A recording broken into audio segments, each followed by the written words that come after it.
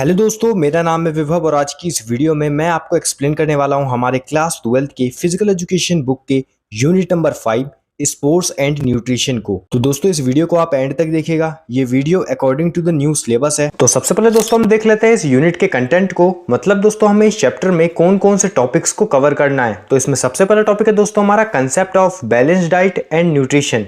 Second topic है दोस्तों हमारा macro and micro nutrients, food sources and functions. Third topic है दोस्तों हमारा nutritive and non nutritive components of diet. Fourth topic है दोस्तों हमारा ईटिंग फॉर वेट कंट्रोल, जिसमें हम देखेंगे a healthy weight, the pitfalls of dieting, food intolerance and food myths. और लास्ट टॉपिक है दोस्तों हमारा importance of diet in sports, pre, during and post competition requirements. तो चलिए स्टार्ट करते हैं सबसे पहले टॉपिक से, जो कि है दोस्तों हमारा concept of balanced diet and nutrition. तो सबसे पहले बात आती है कि बैलेंस्ड डाइट क्या होता है।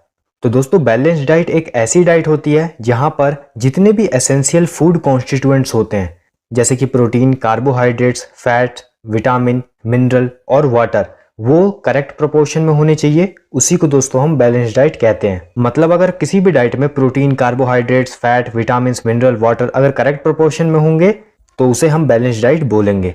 अब बात आती है कि न्यूट्रिशन क्या होता है। तो दोस्तों न्यूट्रिशन एक डायनेमिक प्रोसेस है जिसमें हम फूड को कंज्यूम करते हैं, उसको ब्रेक डाउन करते हैं ताकि हमारी बॉडी को एनर्जी मिल सके। नेक्स्ट टॉपिक है दोस्तों हमारा macro and micro nutrients, food sources and functions.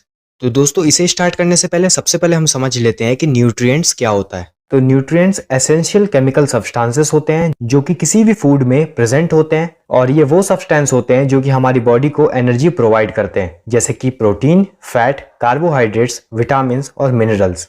Nutrients दो टाइप के होते हैं, मैक्रो न्यूट्रिएंट्स और माइक्रो न्यूट्रिएंट्स। मैक्रो न्यूट्रिएंट्स वो न्यूट्रिएंट्स होते हैं जिसकी हमारी बॉडी को लार्ज क्वांटिटी में रिक्वायरमेंट होती है, और ये हमारी बॉडी को एनर्जी सप्लाई करते हैं और हमारी बॉडी के ग्रोथ और मेंटेनेंस में काफी ज्यादा हेल्पफुल होते हैं। मैक्रो न्यूट्रिएंट्स में आते हैं carbohydrates, fats, proteins and water. इनको अभी हम सेपरेटली भी देखेंगे। अब बात आती है कि माइक्रो न्यूट्रिएंट्स क्या होते हैं। तो माइक्रो न्यूट्रिएंट्स वो न्यूट्रिएंट्स होते हैं जिसकी हमारी बॉडी को स्मॉल क्वांटिटी में रिक्वायरमेंट होती है, और ये हमारी बॉडी के नॉर्मल फंक्शनिंग में काफी ज्यादा हेल्पफुल होते हैं। माइक्रो न्यूट्रिएंट्स में आते हैं मिनरल्स और विटामिन। इनको भी अभी हम सेपरेटली देखेंगे। अब हम देख लेते हैं मैक्रो न्यूट्रिएंट्स में सबसे पहला जो न्यूट्रिएंट्स आता है वो होता है कार्बोहाइड्रेट्स। कार्बोहाइड्रेट्स को हम शॉर्ट में कार्ब्स भी कहते हैं। कार्बोहाइड्रेट जो है काफी ज्यादा इंपॉर्टेंट सोर्स है एनर्जी का। कार्बोहाइड्रेट्स कुछ एलिमेंट से मिलकर बना हुआ है, जो कि है कार्बन, हाइड्रोजन और ऑक्सीजन। जो कार्बोहाइड्रेट्स वर्ड है उसमें जो कार्बो है उसका मतलब होता है कार्बन, हाइडर का मतलब होता है हाइड्रोजन एंड एट का मतलब होता है ऑक्सीजन। कार्बोहाइड्रेट एक ऑर्गेनिक कंपाउंड है जो कि काफी ज्यादा इंपॉर्टेंट होता है हमारे डाइजेस्टिव प्रोसेस में।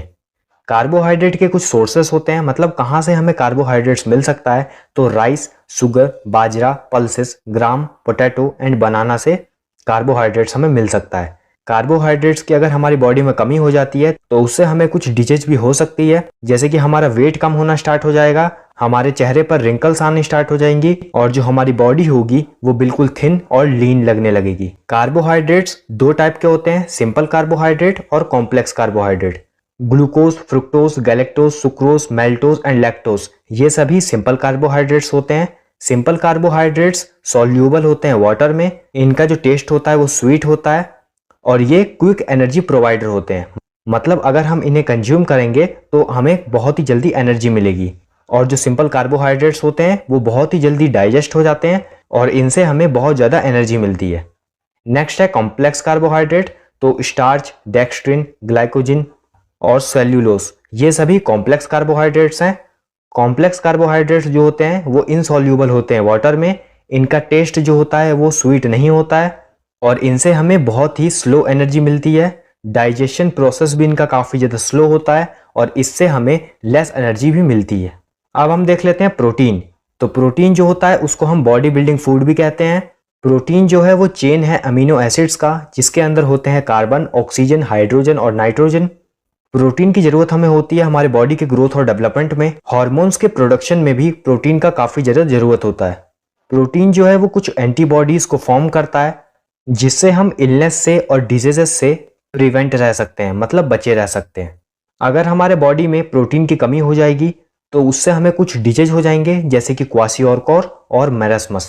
तो अब हम बात कर लेते हैं सोर्सेस ऑफ प्रोटीन की। मतलब दोस्तों जो प्रोटीन है वो हमें कहाँ कहाँ से मिलता है। तो प्रोटीन के 2 टाइप्स ऑफ सोर्सेस होते हैं। सबसे पहले एनिमल सोर्स, सेकंड होता है प्लांट सोर्स। एनिमल सोर्स मतलब वो प्रोटीन जो कि हमें एनिमल से मिलता है, और प्लांट सोर्स का मतलब होता है वो प्रोटीन जो कि हमें प्लांट से मिलता है। एनिमल सोर्सेस के एग्जांपल हो गए eggs, milk, milk products, meat और फिश। और प्लांट सोर्सेस के एग्जांपल हो गए pulses, soybean, green peas, groundnut, dry fruits, ये सभी। नेक्स्ट मैक्रोन्यूट्रिएंट है हमारा फैट। फैट जो है वो कार्बन, ऑक्सीजन और हाइड्रोजन से मिलकर बनता है। जब हम बहुत ज्यादा अमाउंट में कार्बोहाइड्रेट्स को कंज्यूम कर लेते हैं तो वो कन्वर्ट हो जाता है फैट में। फैट में काफी ज्यादा एनर्जी होता है, इसीलिए इसको एनर्जी बैंक या एनर्जी फूड भी कहा जाता है। फैट जो है वो काफी ज्यादा नेसेसरी है, काफी ज्यादा जरूरी है हमारे बॉडी के कई सारे फंक्शंस में। फैट हमारी बॉडी को वार्म रखता है और हमारे ऑर्गन्स को प्रोटेक्ट करता है। और फैट जो है वो काफी ज्यादा हेल्पफुल है हॉर्मोन्स के प्रोडक्शन में। और जो हमारी बॉडी है वो फैट को स्टोर करती है अंडर द स्किन और किडनी और लीवर के रीजन में। अब हम देख लेते हैं सोर्सेस ऑफ फैट, मतलब हमें फैट कौन कौन से सोर्सेस से मिल सकता है। सबसे पहला एनिमल सोर्स, सेकंड है प्लांट सोर्स। एनिमल सोर्स में हमें जो भी फैट हमें लेना है तो वो हमें एनिमल से मिलेगा। प्लांट सोर्स में जो भी हमें फैट लेना है वो हमें प्लांट से मिलेगा। एनिमल सोर्सेस के एग्जाम्पल हो जाएंगे यहाँ पे eggs, milk, milk product, meat and fish. और प्लांट सोर्सेस के एग्जाम्पल हो जाएंगे sweet potato, whole corn, dry fruits, coconut, soybean etcetera. अब हम देख लेते हैं टाइप्स ऑफ फैट। तो जो फैट होते हैं वो 2 टाइप्स के होते हैं। सबसे पहला है सैचुरेटेड फैट, सेकंड है unsaturated fat. Saturated fat present होता है एनिमल फूड में और अनसैचुरेटेड फैट प्रेजेंट होता है प्लांट्स से जो हमें ऑयल मिलता है उनमें। सैचुरेटेड फैट हमारे कोलेस्ट्रॉल लेवल को इंक्रीज कर देता है, अनसैचुरेटेड फैट हमारे कोलेस्ट्रॉल लेवल को इंप्रूव कर देता है। सैचुरेटेड फैट के एग्जाम्पल है मिल्क, मीट, चीज एटसेट्रा। और अनसैचुरेटेड फैट के एग्जाम्पल है peanut oil, sunflower oil etcetera. Next macronutrient है हमारा वाटर। इसके बारे में तो आप सबको थोड़ा बहुत पता होगा कि वाटर जो होता है वो हाइड्रोजन और ऑक्सीजन से मिलकर बना हुआ होता है। किस रेशियो में? तो 2:1 में। इसीलिए इसको H2O भी कहा जाता है। हमारा जो ब्लड है उसमें 90% ऑफ वाटर है और किसी भी नॉर्मल पर्सन को एक दिन में 4 से 5 लीटर वाटर की जरूरत होती है। वाटर हमारे बॉडी टेम्परेचर को रेगुलेट करता है। वाटर का एक इंपॉर्टेंट काम ये भी है कि जो भी हम फूड कंज्यूम करते हैं तो उससे हमें जो भी न्यूट्रिएंट्स मिलता है उसको सेल्स तक पहुंचाने का जो काम होता है वो वाटर का होता है। और जो वाटर है वो काफी ज्यादा जरूरी होता है हमारे बॉडी के मेटाबॉलिज्म के लिए। और अगर हम वाटर को प्रॉपर अमाउंट में नहीं लेते हैं तो उससे क्या होगा, उससे हमें कुछ डिजीज हो सकती है जैसे कि कॉन्स्टिपेशन और डिहाइड्रेशन। अब हम देख लेते हैं माइक्रोन्यूट्रिएंट्स। माइक्रोन्यूट्रिएंट्स में सबसे पहला जो न्यूट्रिएंट आता है वो होता है मिनरल। मिनरल्स जो होते हैं वो काफी ज्यादा एसेंशियल होते हैं, मतलब काफी ज्यादा जरूरी होते हैं हमारी डाइट में। हमारा जो बॉडी वेट है उसमें 4% जो हमारा बॉडी वेट है वो मिनरल से मिलकर बना हुआ है। मिनरल्स जो होते हैं वो काफी ज्यादा जरूरी होते हैं हमारी हेल्दी टीथ के लिए, बोन्स के लिए और मसल्स के लिए। मिनरल्स जो हैं वो फूड को एनर्जी में कन्वर्ट करते हैं और हमारे बॉडी में जितने भी एंजाइम्स होते हैं उनके एक्टिवेशन के लिए मिनरल्स की काफी ज्यादा जरूरत होती है। और हमारी बॉडी में जितने भी फ्लूइड हैं उन सभी को रेगुलेट करने के लिए भी काफी ज्यादा मिनरल्स की जरूरत होती है। मिनरल्स 2 टाइप के होते हैं, मैक्रो मिनरल्स और माइक्रो मिनरल्स। माइक्रो मिनरल्स को हम ट्रेस मिनरल्स भी कहते हैं। मैक्रो मिनरल्स की हमारी बॉडी को लार्ज अमाउंट में नीड होती है और माइक्रो मिनरल्स की हमारी बॉडी को स्मॉल अमाउंट में नीड होती है। अब हम देख लेते हैं मैक्रो मिनरल्स। मैक्रो मिनरल्स में सबसे पहला जो मिनरल आता है वो होता है कैल्शियम। तो कैल्शियम हमारी बोन्स और टीथ की ग्रोथ और डेवलपमेंट में काफी ज्यादा इंपॉर्टेंट रोल प्ले करते हैं। ब्लड क्लॉटिंग में भी काफी ज्यादा हेल्पफुल होते हैं कैल्शियम। अगर हमारी बॉडी में कैल्शियम की डेफिशिएंसी हो जाती है, मतलब अगर उसकी कमी हो जाती है तो हमें रिकेट्स हो सकती है। कैल्शियम के मेन सोर्सेस क्या है, मतलब हमें कहाँ से कैल्शियम मिल सकते हैं? तो चीज, milk, egg, green leafy vegetable से हमें कैल्शियम मिल सकते हैं। नेक्स्ट है हमारे पास पोटेशियम। पोटेशियम जो होता है वो भी काफी ज्यादा हेल्पफुल होता है हमारे नर्वस सिस्टम और मस्कुलर सिस्टम को फिट और एक्टिव बनाने में। पोटेशियम जो होता है वो काफी ज्यादा हेल्पफुल होता है हमारे ब्लड और टिश्यूज में जो वाटर होता है उनका अमाउंट को मेंटेन करने के लिए। पोटेशियम की कमी अगर हो गई हमारी बॉडी में तो उससे हमें कुछ डिजीज हो सकते हैं जैसे कि हाई ब्लड प्रेशर, कॉन्स्टिपेशन और फटीग। पोटेशियम हमें कहाँ से मिल सकता है, क्या क्या उनके मेन सोर्स हैं? तो बनाना, टोमेटोज, ग्रीन लीफी वेजिटेबल से हमें पोटेशियम मिल सकता है।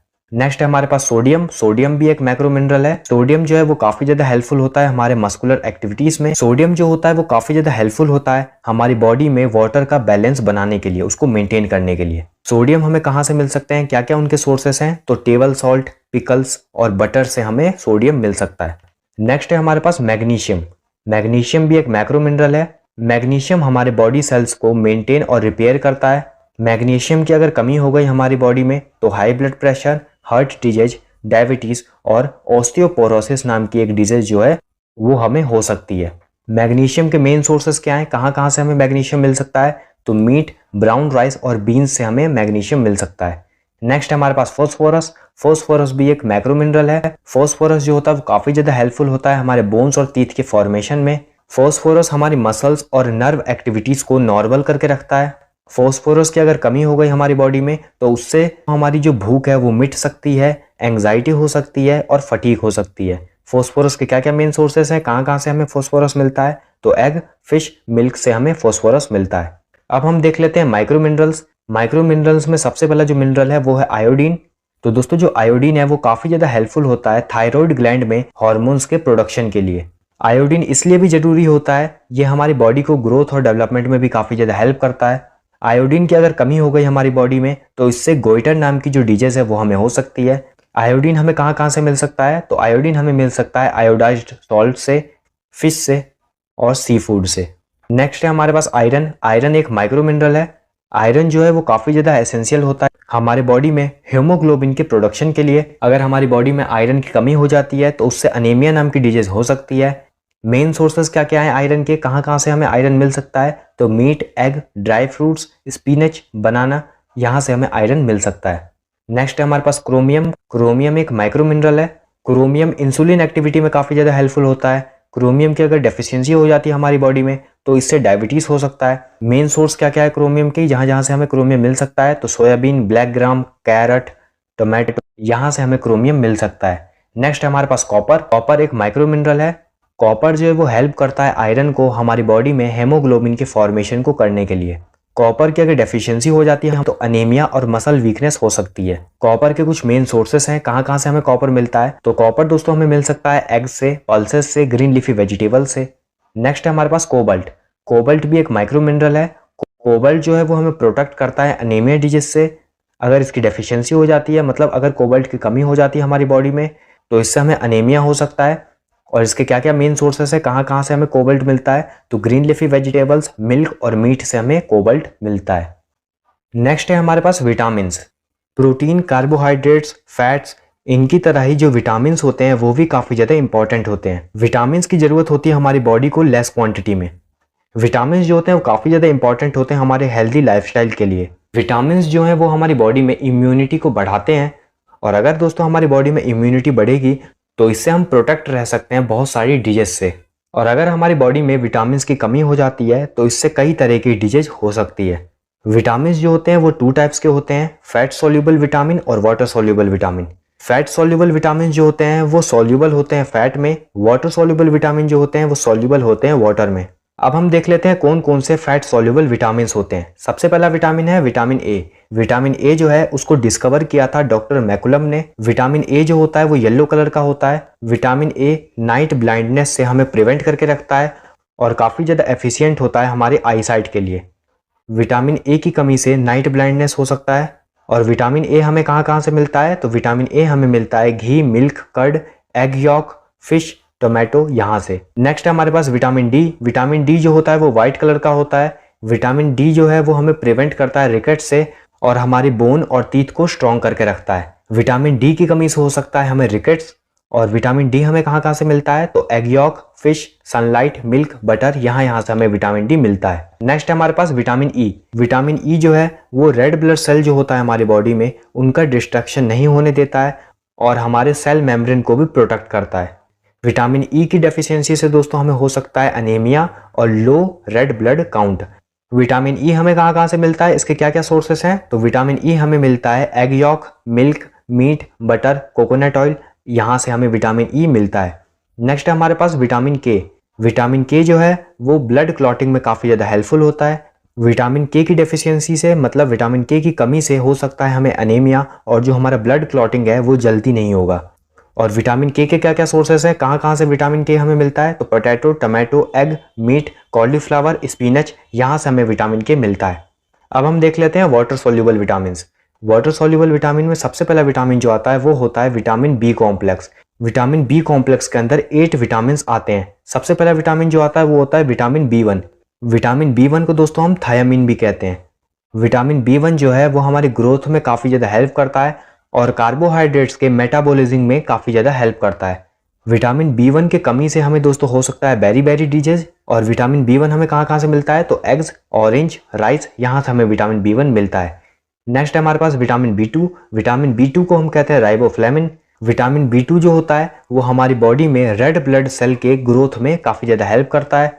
अगर विटामिन बी2 की कमी हो जाती है हमारी बॉडी में तो इससे हमें हो सकता है फटीग, हमारा जो विजन होगा वो ब्लर हो जाएगा, और डिप्रेशन। विटामिन बी2 के क्या क्या सोर्सेस हैं, कहाँ कहाँ से हमें विटामिन बी2 मिलता है, तो egg yolk, fish, peas, rice, यहाँ से हमें विटामिन बी2 मिलता है। नेक्स्ट हमारे पास vitamin B3.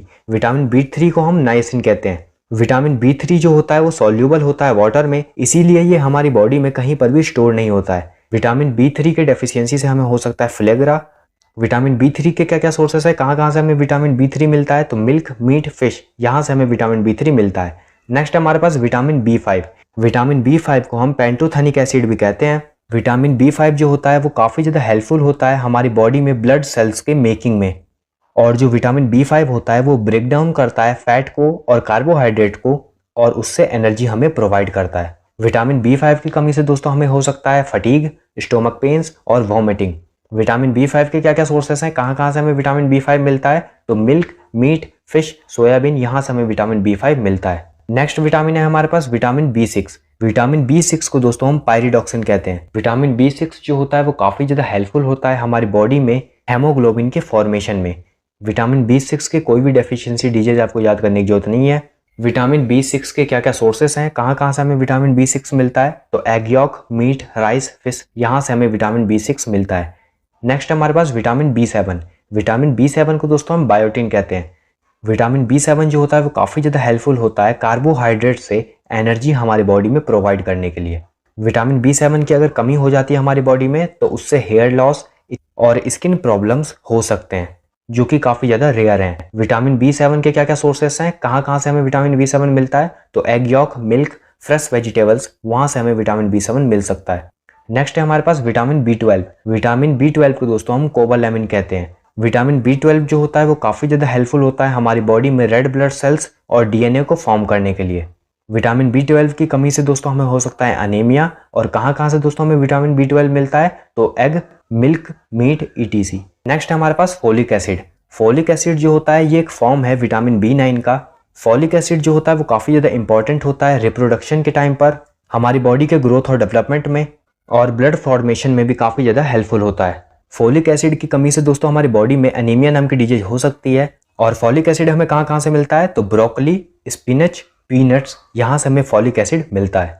Next water soluble vitamin है विटामिन सी। विटामिन सी को दोस्तों हम एस्कॉर्बिक एसिड भी कहते हैं। विटामिन सी जो होता है वो व्हाइट कलर का होता है। विटामिन सी जो होता है वो काफ़ी ज़्यादा हेल्पफुल होता है हमारे बोन्स, ब्लड वेसल्स और लिगामेंट को मेंटेन करने के लिए। अगर हमारी बॉडी में proper amount of vitamin C present है तो इससे अगर हमें चोट लग भी जाएगी तो वो काफ़ी जल्दी ठीक भी हो जाएगी। विटामिन सी की कमी से दोस्तों में स्कर्वी नाम की डिजीज हो सकती है। विटामिन सी के क्या क्या सोर्सेस हैं, कहाँ कहाँ से हमें विटामिन सी मिलता है, तो lemons, pine apples, grapes, apples, oranges, यहाँ से हमें विटामिन सी मिलता है। लास्ट टॉपिक है दोस्तों हमारा nutritive and non nutritive components of diet. तो सबसे पहले हम देख लेते हैं कि न्यूट्रिटिव कंपोनेंट्स ऑफ डाइट क्या होते हैं। तो न्यूट्रिटिव कंपोनेंट्स तो वो कंपोनेंट्स होते हैं जिसको हमारी बॉडी अच्छे से डाइजेस्ट कर लेती है और उससे हमें एनर्जी मिलती है। न्यूट्रिटिव कंपोनेंट्स ऑफ डाइट में क्या क्या चीज़ें आती हैं, तो प्रोटीन, कार्बोहाइड्रेट्स, फैट, विटामिन्स और मिनरल्स। इन सभी चीज़ों के बारे में दोस्तों अभी हमने बात कर ली थी पहले। अगर आपको इनको फिर से समझना हो तो मैंने डिस्क्रिप्शन बॉक्स में टाइम स्टैम्प्स दे रखे हैं, वहाँ पर क्लिक करके आपको जो भी पार्ट देखना है वो आप देख सकते हैं। अब हम देख लेते हैं non nutritive components of diet. Non nutritive components वो कंपोनेंट्स होते हैं जिनकी कोई न्यूट्रिटिव वैल्यू नहीं होती है और वो सिर्फ हमारी एपिटाइट को सेटिस्फाई करने के लिए होते हैं। नॉन न्यूट्रिटिव कंपोनेंट से हमें कोई भी एनर्जी नहीं मिलती है। अब हम देख लेते हैं कि नॉन न्यूट्रिटिव कंपोनेंट्स में क्या क्या चीजें आती हैं। तो सबसे पहले आता है फाइबर, जिसे हम रफेज भी कहते हैं। हमारे फूड का इनडाइजेस्टेबल पोर्शन जो होता है वो फाइबर या फिर रफेज होता है। फाइबर या फिर रफेज जो होते हैं वो काफी ज्यादा हेल्पफुल होते हैं डाइजेशन में, कॉन्स्टिपेशन में और हमारी बॉडी में कोलेस्ट्रॉल लेवल को भी मेंटेन करके रखते हैं। नेक्स्ट है हमारे पास वाटर। वाटर भी एक non nutritive component of diet है। वाटर जो है वो काफी ज्यादा एसेंशियल कंपोनेंट है हमारी डाइट का। हमारा जो ब्लड है वो 90% वाटर से मिलकर बना हुआ है और जो हमारी बॉडी का टोटल वेट है उसमें से 70% वाटर है। वाटर जो है वो हमारी बॉडी टेम्परेचर को रेगुलेट करता है, हमारे स्किन की क्वालिटी को इम्प्रूव करता है, डाइजेशन को इम्प्रूव करता है और जितने भी वेस्ट मटेरियल होते हैं हमारी बॉडी में उनको यूरिन या फिर स्वेट के थ्रू निकाल देता है हमारी बॉडी से बाहर। थर्ड है प्रिजर्वेटिव्स। तो नेचुरल प्रिजर्वेटिव्स भी आते हैं और सिंथेटिक प्रिजर्वेटिव्स भी आते हैं। सिंथेटिक प्रिजर्वेटिव्स का मतलब होता है वो प्रिजर्वेटिव्स जिन्हें हम खुद बनाते हैं। फूड के अंदर प्रिजर्वेटिव्स डाले जाते हैं ताकि वो जल्दी खराब ना हो। तो प्रिजर्वेटिव्स का यूज जो होता है वो जूस में होता है, फूड में होता है, मेडिसिन में होता है। तो दोस्तों जो हम रियल जूस खरीदते हैं या फिर जो हम ट्रॉपिकाना जूस खरीदते हैं उसमें प्रिजर्वेटिव्स का यूज होता है, इसीलिए वो इतने लंबे समय तक रह पाते हैं। नेक्स्ट है हमारे पास कलर कंपाउंड्स। ये वो कंपाउंड होते हैं जो कि हमारे फूड को अट्रैक्टिव दिखाने का काम करते हैं। जैसे कि हम जब भी बाहर जाते हैं और वहां पर हम कुछ भी खाते हैं तो हम देखते हैं कि वो जो फूड है वो काफी ज्यादा अट्रैक्टिव होता है क्योंकि उसमें फूड कलर का यूज किया गया होता है। और जो फूड कलर होते हैं वही होते हैं कलर कंपाउंड। जो कलर्स हम एनिमल प्रोडक्ट से निकालते हैं वो इतने ज्यादा ब्राइट नहीं होते हैं, इतने ज्यादा चमकदार नहीं होते हैं, लेकिन जो कलर हम फ्रूट या फिर वेजिटेबल्स से निकालते हैं वो काफी ज्यादा ब्राइट होते हैं और उनसे हमें काफी ज्यादा कलर्स भी देखने के लिए मिलते हैं, जैसे कि red, orange, yellow, green, blue. Next है हमारे पास प्लांट कंपाउंड्स। ये वो एलिमेंट्स होते हैं जो कि हमें प्लांट से मिलते हैं और ये हमारी बॉडी को बेनिफिट्स भी दे सकते हैं और हार्म भी पहुंचा सकते हैं। प्लांट कंपाउंड्स का एक अच्छा एग्जांपल है कॉफी। तो दोस्तों ये चीज आपको पता है कि जो कॉफी है वो हमें प्लांट से ही मिलती है और जो कॉफी है उसके अंदर कैफीन होता है। तो दोस्तों अगर हम कैफीन का ज्यादा इंटेक करते हैं, कैफीन को ज्यादा लेते हैं तो इससे हमें काफी सारी प्रॉब्लम्स हो सकती है, जैसे कि हार्ट रेट जो होगा हमारा वो इंक्रीज हो सकता है, स्टोमक पेन हमें हो सकता है और वॉमिटिंग भी हो सकती है। और कॉफी का एक बेनिफिट भी है, इसका बेनिफिट यह है कि टाइप 2 डायबिटीज का जो रिस्क होता है वो रिड्यूस कर देता है। तो इसीलिए प्लांट से मिलने वाले जितने भी एलिमेंट्स होते हैं जिन्हें हम प्लांट कंपाउंड्स कहते हैं उनके कुछ बेनिफिट्स भी होते हैं और उनके कुछ हार्मफुल इफेक्ट्स भी हमें देखने के लिए मिल सकते हैं। नेक्स्ट टॉपिक है दोस्तों हमारा eating for weight control, a healthy weight, the pitfalls of dieting, food intolerance and food myths. तो इसमें सबसे पहले हम देख लेते हैं अ हेल्दी वेट को। तो दोस्तों हेल्दी वेट का मतलब होता है वो वेट जो कि किसी भी इंडिविजुअल की हेल्थ प्रॉब्लम्स की रिस्क को कम करे, जैसे कि heart diseases, stroke, high blood pressure, diabetes. या फिर इसके अलावा हेल्दी वेट का एक और डेफिनेशन है। तो दोस्तों जिस भी पर्सन का BMI 18.5 से 24.9 के बीच में लाई करता है वो सभी पर्सन हेल्दी वेट या फिर नॉर्मल वेट की कैटेगरी में आते हैं। और अगर BMI 18.5 से कम होता है तो उसको हम अंडर वेट कहते हैं। अगर BMI 25 से 29.9 के बीच में आता है तो हम उसको ओवर वेट कहते हैं। और अगर BMI 30 से ज़्यादा आता है तो उसको हम ओबेज मतलब मोटापे की कैटेगरी में डालते हैं। तो दोस्तों जैसे कि आप डेफिनेशन में देख पा रहे हैं कि इसके अंदर एक वर्ड बार बार आ रहा है BMI। ये BMI होता क्या है इसे हमें समझना जरूरी है, क्योंकि दोस्तों जो BMI है उसी के थ्रू हम पता लगा सकते हैं कि कोई पर्सन का जो वेट है वो एक नॉर्मल वेट है कि नहीं। तो ये चीज हमें BMI से ही पता लगती है। तो चलिए हम BMI को पहले आप समझ लेते हैं। तो दोस्तों BMI का फुल फॉर्म होता है बॉडी मास इंडेक्स। दोस्तों ये एक मेथड है जिससे हम हमारी बॉडी के फैट को क्वांटिफाई कर सकते हैं। इसको कैलकुलेट करने का फॉर्मूला होता है weight in kg divided by height in meter का स्क्वायर। दोस्तों इससे हमारे पास एक वैल्यू आती है और उस वैल्यू से हम पता लगा सकते हैं कि हम नॉर्मल वेट हैं, अंडर वेट हैं या ओबेज है। अगर वैल्यू 18.5 से कम होती है तो हम अंडर वेट की कैटेगरी में आते हैं। अगर वैल्यू 18.5 से 24.9 होती है तो उसे कहते हैं नॉर्मल वेट। 25 से 29.9 होती है तो वो होता है ओवर वेट। और अगर वैल्यू ग्रेटर देन 30 होती है तो उसको कहते हैं ओबेसिटी मतलब मोटापा। अब ओबेसिटी भी 3 तरीके की होती है, ओबेसिटी क्लास 1, क्लास 2 और क्लास 3। अगर 30 से 34.9 के बीच में वैल्यू आती है BMI की तो वो होता है ओबेसिटी क्लास 1। अगर 35 से 39.9 आती है तो वो होता है ओबेसिटी क्लास 2। और अगर ग्रेटर देन 40 वैल्यू आती है तो वो होता है ओबेसिटी क्लास 3। दोस्तों कुछ फैक्टर्स होते हैं जिनकी मदद से हम हमारी बॉडी वेट को कंट्रोल कर सकते हैं। तो आइए हम इन फैक्टर्स को देखते हैं। तो पहला है बैलेंस डाइट। अगर हम बैलेंस डाइट को लेते हैं तो हम हमारी बॉडी वेट को कंट्रोल कर सकते हैं। सेकंड है ड्रिंक लॉट्स ऑफ वाटर, मतलब हमें बहुत सारा पानी पीना होगा।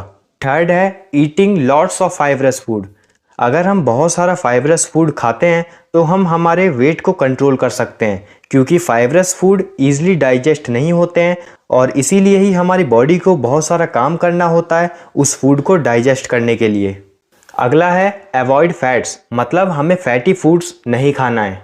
फिर है फिजिकल एक्टिविटी, मतलब हमें बहुत सारी फिजिकल एक्टिविटी करनी होगी, हमें एक्सरसाइज करनी होगी, इससे हम हमारी वेट को कंट्रोल कर सकते हैं। अगला है अवॉइड जंक फूड, हमें जंक फूड भी नहीं खाना है क्योंकि अगेन ये फैटी फूड में आता है। अगला है अवॉइड ओवर ईटिंग, मतलब हमें ओवर ईट भी नहीं करना है, तभी हम हमारी बॉडी वेट को कंट्रोल कर पाएंगे। नेक्स्ट अब हम देख लेते हैं द पिटफॉल्स ऑफ डाइटिंग। तो यहाँ पर दोस्तों दो वर्ड है जिसे हमें समझना जरूरी है।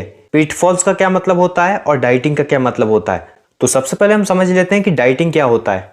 कि जितना खाना आपके बॉडी को रिक्वायर्ड है आप उससे कम खाओ, किस चक्कर में, ताकि आपका वेट कम हो जाए, ये होता है डाइटिंग। ये इतनी अच्छी प्रैक्टिस नहीं है और इसके बहुत डिसएडवांटेजेस है। तो पिटफॉल्स ऑफ डाइटिंग का मतलब होता है डिसएडवांटेजेस ऑफ डाइटिंग। तो चलिए हम एक एक करके देख लेते हैं कि जो डाइटिंग है उसके क्या क्या पिटफॉल्स होते हैं, मतलब क्या क्या डिसएडवांटेजेस होते हैं। तो इसमें सबसे पहला है ऑर्गन डैमेज। जितना खाना आपकी बॉडी को रिक्वायर्ड है अगर आप उससे कम खाते हैं तो इससे आपके ऑर्गन्स को काफ़ी ज़्यादा डैमेज होता है। जैसे इससे हार्ट अटैक का रिस्क इंक्रीज हो जाता है, ब्लड सर्कुलेशन डिस्टर्ब हो जाती है, किडनी पे भी बहुत ज़्यादा अफेक्ट होता है। आपकी बॉडी पे कई सारे साइड इफ़ेक्ट्स भी होते हैं, जैसे कि हेडेक, फेंटनेस, टायर्डनेस, मतलब आपको थकान हो जाती है, मसल क्रैम्प। उसके साथ ही साथ डिप्रेशन के भी आप शिकार हो जाते हैं। उसके बाद हेयर लॉस की भी आपको प्रॉब्लम होती है। हेयर लॉस की प्रॉब्लम इसलिए आपको होती है क्योंकि दोस्तों आप रिक्वायर्ड अमाउंट में फूड को कंज्यूम कर नहीं रहे हैं, तो उससे दोस्तों आपकी बॉडी में फैट्स और प्रोटीन की कमी हो जाती है। इसी के कारण हेयर लॉस भी आपको होता है। मेमोरी लॉस, अगर आप रीडिंग कर रहे हैं, अगर आप स्टडिंग कर रहे हैं, अगर आप कोई काम कर रहे हैं तो दोस्तों आपको मेमोरी लॉस की भी प्रॉब्लम हो सकती है। सडन वेट गेन, मतलब दोस्तों आपका अचानक से वेट जो है वो बढ़ने लगता है। उसके बाद लो ब्लड शुगर लेवल, और ये इसलिए होता है क्योंकि आपकी बॉडी में कार्बोहाइड्रेट्स की भी कमी हो जाती है। तो ये सभी डिसएडवांटेजेस हैं डाइटिंग के। तो दोस्तों हमें डाइटिंग तो करनी ही नहीं चाहिए, हमें जो फूड है वो रिक्वायर्ड अमाउंट में लेना चाहिए ताकि हमारी बॉडी में किसी भी तरीके की कोई प्रॉब्लम ना हो। नेक्स्ट दोस्तों हमारा फूड मिथ्स। मिथ का मतलब होता है झूठी बात। तो पहला मिथ है drinking while eating makes you fat, मतलब अगर आप खाना खाते टाइम पानी पीते हो तो इससे आप मोटे हो जाओगे। दोस्तों ये एक मिसकंसेप्शन है। इसका असली रीज़न ये है कि जब हम खाना खाते हैं तो हमारे स्टोमक में कुछ डाइजेस्टिव जूस होते हैं और उस जूस से हमारा खाना ब्रेक डाउन होता है, लेकिन हम अगर उसी टाइम पर पानी पी लेते हैं तो वो डाइजेस्टिव जूस डाइल्यूट हो जाता है और इसके कारण हमारी बॉडी में फैट एक्यूमुलेट होने की प्रोबेबिलिटी बढ़ जाती है। सेकंड मिथ है food eaten late night is more fattening, मतलब अगर आप देर रात में कुछ खाना खाते हैं तो उससे आपकी बॉडी में ज़्यादा फैट एक्यूमुलेट होता है। दोस्तों ये भी एक मिसकंसेप्शन है। आप कोई भी फूड कभी भी खाएं उसका फैट कंटेंट बराबर ही होता है। फॉर एग्जाम्पल अगर आप मैगी को सुबह खाते हैं या फिर उसको देर रात को खाते हैं तो उसका जो फैट कंटेंट है वो बराबर ही होता है। अगला मिथ है vegetarian can not build muscles. तो दोस्तों ये एक सबसे बड़ा मिसकंसेप्शन है कि जो वेजिटेरियन पीपल है वो कभी भी अच्छी मसल्स नहीं बना सकते हैं, क्योंकि दोस्तों मसल्स बनाने के लिए बेसिकली प्रोटीन की ज़रूरत होती है और अगर कोई नॉन वेजिटेरियन होता है तो उसे एग्स या फिर मीट से एक अच्छा प्रोटीन का सोर्स मिल जाता है। जबकि अगर आप वेजिटेरियन हैं तो भी आप प्रोटीन को ऑप्टेन कर सकते हैं। आपको दाल खानी होगी, पनीर खाना होगा और जो भी वेजिटेरियन सोर्सेस हैं आप उसको खाकर भी एक अच्छी सी मसल्स बना सकते हैं। अगला मिथ है हेल्दी फूड इज़ एक्सपेंसिव, मतलब जो भी फूड हेल्दी है वो एक्सपेंसिव होगा। तो दोस्तों ये भी एक मिसकंसेप्शन है, जबकि ऐसा होता है कि जो स्टोर्ड फूड है वो ज़्यादा एक्सपेंसिव होता है। अगर हम इसका एक एग्जांपल लें तो अगर आप मैंगो को उसके सीज़न में ख़रीदते हैं तो वो लेस एक्सपेंसिव होता है, जबकि अगर आप उसको ऑफ सीज़न में परचेस करने जाते हैं तो वो ज़्यादा एक्सपेंसिव होता है, क्योंकि उसमें उसकी स्टोरेज कॉस्ट भी मिल जाती है। इसके अलावा भी दोस्तों कुछ और फूड मिथ्स हैं जिनको मैंने कमेंट सेक्शन में भी पिन अप कर दिया हूँ, उनको आप ज़रूर से पढ़ लीजिएगा। नेक्स्ट अब हम देख लेते हैं फूड इंटॉलरेंस। फूड इंटॉलरेंस वो कंडीशन होती है जब किसी भी पर्सन को किसी पर्टिकुलर फूड एलिमेंट को डाइजेस्ट करने में प्रॉब्लम होती है, और ऐसा इसलिए होता है क्योंकि हमारा डाइजेस्टिव सिस्टम उस फूड एलिमेंट को अच्छे से डाइजेस्ट या ब्रेक डाउन नहीं कर पाता है, और ये होता है एक एंजाइम की कमी के कारण। हमारी बॉडी में वो एंजाइम नहीं होता है उस टाइम पे जो उस फूड को ब्रेक डाउन करने के लिए रिक्वायर्ड होता है। और फूड इंटॉलरेंस के कुछ सिम्टम्स होते हैं जैसे कि stomach pain, headache, vomiting etcetera. Last topic है दोस्तों हमारा importance of diet in sports pre, during and post competition requirements. तो दोस्तों यहाँ पर डाइट का मतलब न्यूट्रिशन से ही है। मतलब अगर आप स्पोर्ट्स को खेलते हैं तो आपको किस तरह का न्यूट्रिशन लेना चाहिए या फिर किस तरीके की डाइट आपकी होनी चाहिए। दोस्तों इसके 3 फेज होते हैं। एक होता है कंपटीशन के पहले वाला फेज, एक होता है ड्यूरिंग कंपटीशन वाला फेज, और एक होता है पोस्ट कंपटीशन फेज। मतलब जब आपका कंपटीशन हो चुका है। तो चलिए हम सबसे पहले समझते हैं न्यूट्रिशन बिफोर कंपटीशन। मतलब कंपटीशन के पहले हमें कैसे न्यूट्रिशन लेना चाहिए।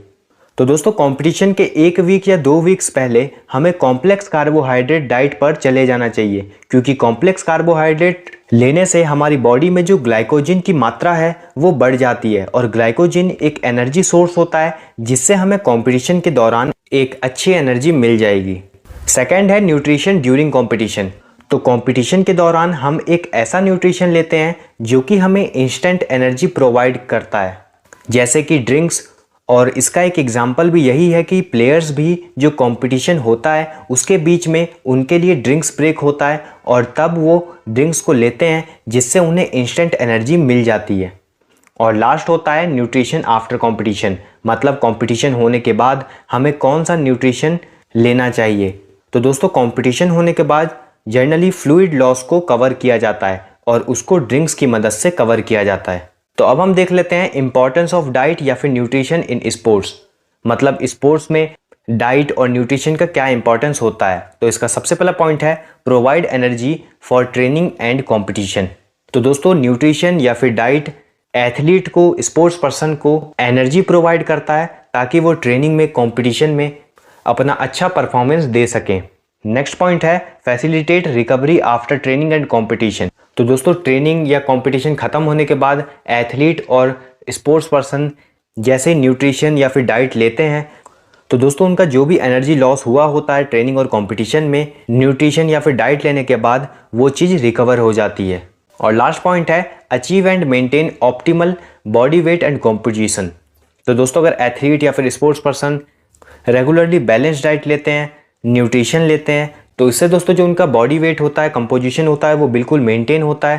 तो यहाँ पर दोस्तों ये जो हमारा यूनिट है, unit number 5 sports and nutrition, ये दोस्तों यहाँ पर खत्म होता है।